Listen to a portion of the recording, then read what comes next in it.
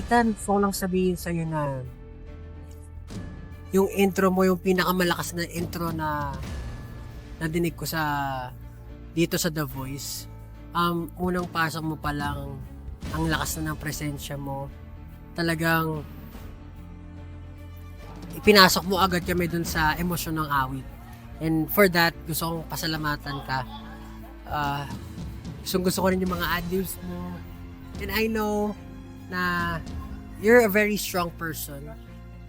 And hindi ka basta-basta na-discourage sa mga ganitong bagay. So for sure, alam ko, pagpapatuloy mo kung ano yung ginagawa mo talaga na mahal na mahal mong ginagawa. So, sa future endeavors mo, Nathan, good luck sa'yo. Mag-ingat ka palagi. Ito lang si Coach Pablo.